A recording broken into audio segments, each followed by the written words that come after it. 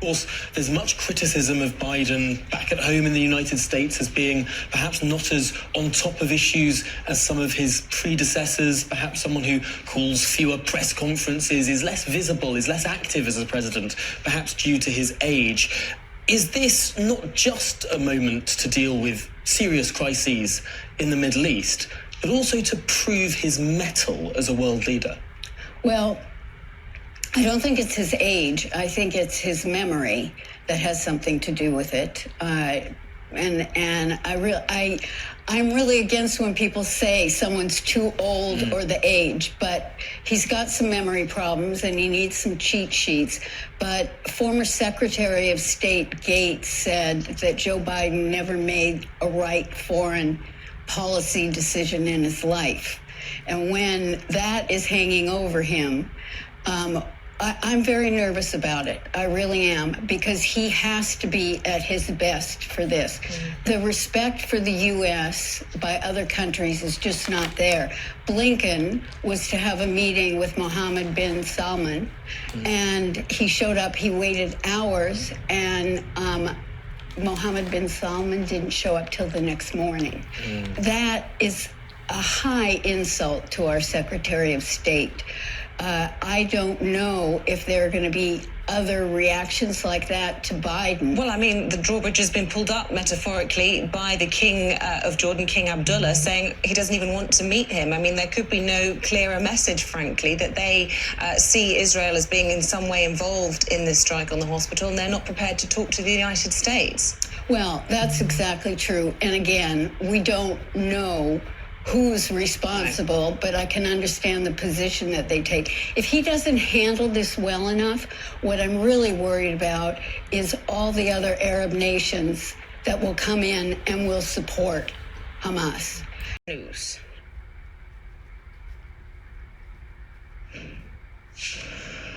All right, again, the podium is set over in Tel Aviv as we are expected to hear from U.S. President Joe Biden with an update on that ongoing conflict over in the Middle East between Israel and Hamas. Let's head to a quick commercial break. We'll be back in just 2 minutes to play out hospitals where a number of people are continuing to arrive. We've been this over in Gaza, I should say.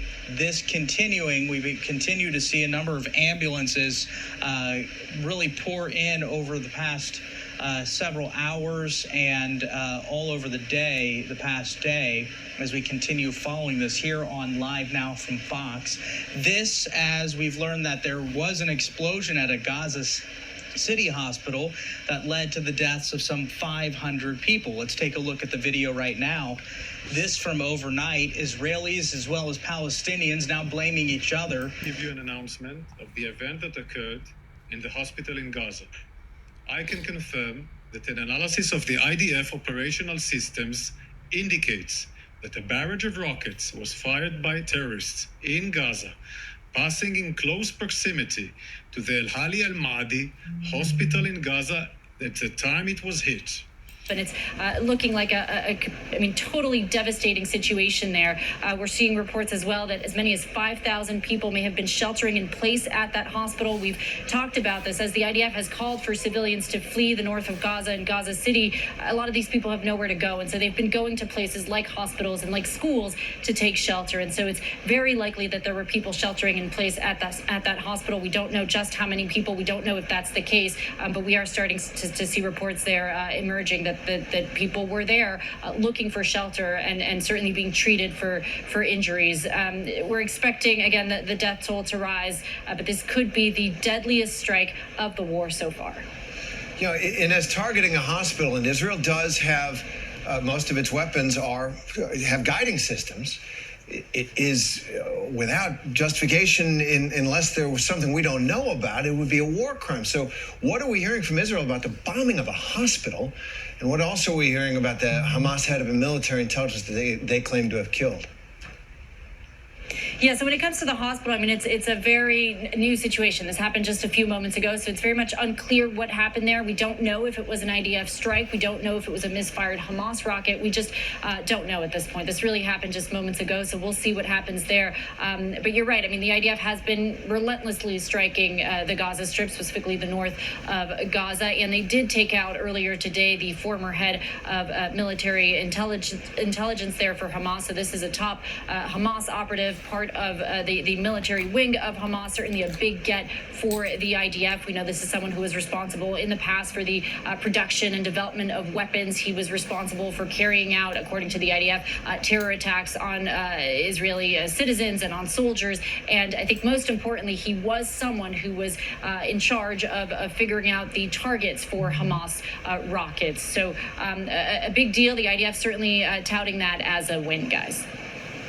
We should point out, too, we're waiting for a Pentagon briefing here back in the U.S., hopefully to get more information possibly on this strike. And Egypt and Jordan have said they will not absorb Gaza refugees into their countries.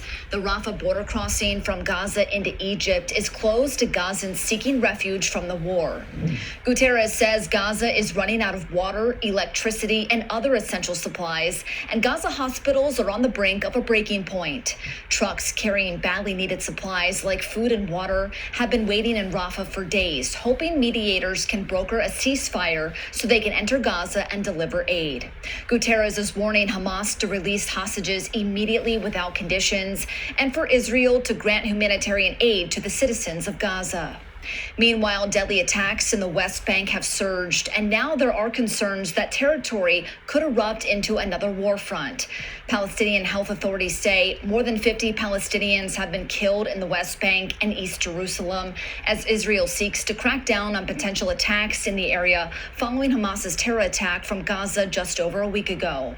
Over the weekend, Israeli soldiers raided the West Bank and took dozens of Hamas terror suspects into custody. 360 have been apprehended in the West Bank since the war started, according to an IDF spokesperson.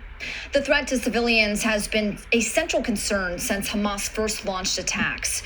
In fact, reports indicate that killing civilians was Hamas's goal from the start.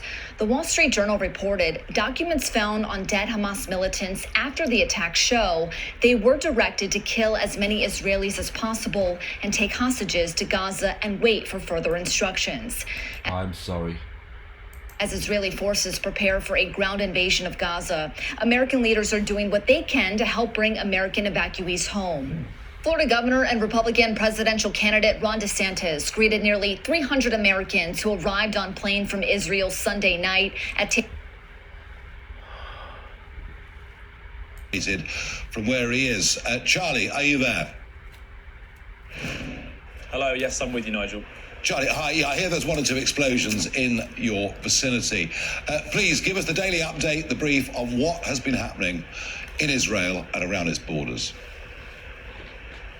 So, central Israel and Tel Aviv in particular has come under heavy rocket barrage in the last 2 hours. From where we were, we could see the Iron Dome air defense system intercepting plenty of those missiles. And as far as we can tell, there were no successful impacts. But down in the south in Sderot, a couple of miles away from the Gaza Strip's border, there were 4 reported successful impacts from Hamas rockets. No reported injuries because so many people have fled to the north from that location since last Saturday's attack on October the 7th. But the real breaking news in the last hour is that the Palestinian authorities have reported that a hospital in the Gaza City, the Baptist Hospital, a Christian-run institution, has been hit reportedly by an Israeli airstrike, killing hundreds. Some of the footage coming out of Gaza right now is catastrophic. People walking around in the most dire state as a fire erupts in this significant, obviously, medical facility. We've gone to the IDF for comment, and about 15 minutes ago, they said that they are looking into the situation. They neither confirmed nor denied that the Israelis were operating strikes on that location at the time. The Palestinian President Mahmoud Abbas said that 3 days of mourning has been announced, and the Palestinian authorities called it a crime of genocide. So very extreme circumstances and accusations being traded at the moment amid what is clearly an extremely appalling situation. We do know that hospitals in the Gaza City are used for people to shelter because they are considered one of the few areas where Israelis will not strike, because they are, of course, that is against humanitarian international law of armed conflict. You can't strike medical facilities. But we also know that Hamas do use these areas to shelter both personnel and weapons. As late as 2014, there were reports of Hamas operatives being very busy, often seen in the hospital corridors in the Al-Shifa hospital in the same city. But we wait for confirmation or further information about the cause of that strike on the Baptist hospital in Gaza. So it would stand to reason that Israel could target those areas, given that they have weapons in them. Gaza City tonight, killing hundreds. Charlie Peters, Tel Aviv, thank you.